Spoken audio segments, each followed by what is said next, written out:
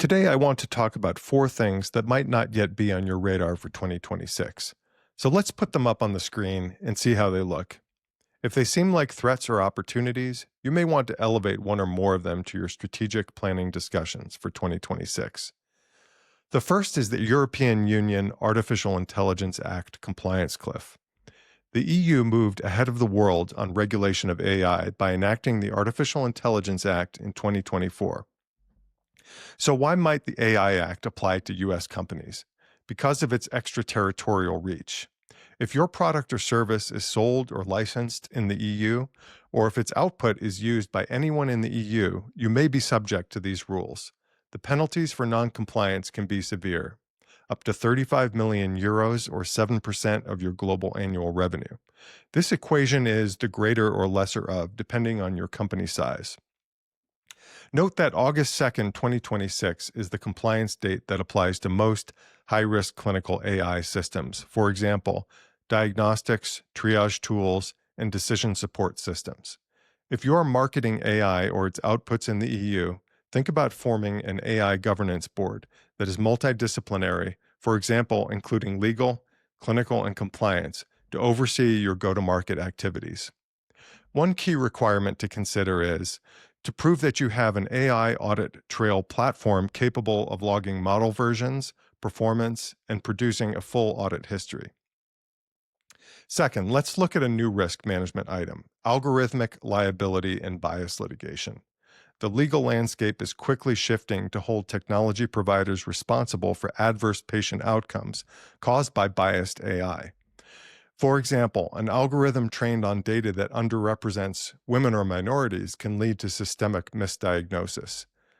The era of simply accepting without question opaque, black box technology may soon be over. There is a potential for litigation in this area.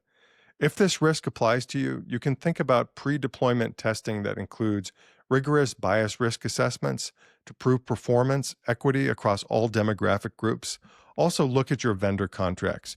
You should require strong indemnification clauses and may want to require that vendors provide a so-called model card that describes the training data and known limitations of their system. The third item to watch is the HIPAA security rule overhaul, which might be finalized and take effect in 2026, although there has been industry pushback and it may be delayed. The overhaul is mostly about making the HIPAA security measures mandatory, not optional. The proposed rule dispenses with addressable standards to adopt only prescriptive, required security measures. Health tech companies may need to invest in the following 3 areas, among others, which are becoming mandatory: multi-factor authentication for all systems accessing ePHI, full encryption of all ePHI at rest and in transit, and an annual penetration test conducted by an independent third-party firm.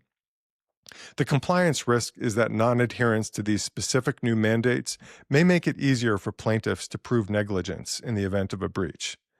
This moves the HIPAA security rule from a self-attestation model to a verifiable, empirically testable standard that can be cited by plaintiffs in litigation. Finally, let's address the data sovereignty and supply chain risk. This involves the movement toward requiring data to be hosted and present within a local jurisdiction as a compliance or risk management matter. Consider treating data localization as a comparative advantage and not just as a compliance box to check. For example, you may consider conducting a comprehensive third-party risk management audit that validates your security measures. Also, business associate contracts may need to be updated to require vendors to notify covered entities of a security incident or breach within tighter timeframes, as little as 24 hours. Global companies may consider investing in sovereign cloud architectures that embed the adherence to local laws directly into the technology to demonstrate more robust controls. In 2026, there may be some competitive advantage for companies that manage one or more of these 4 risks proactively. And that concludes our Free Flow update. Thank you for joining us today.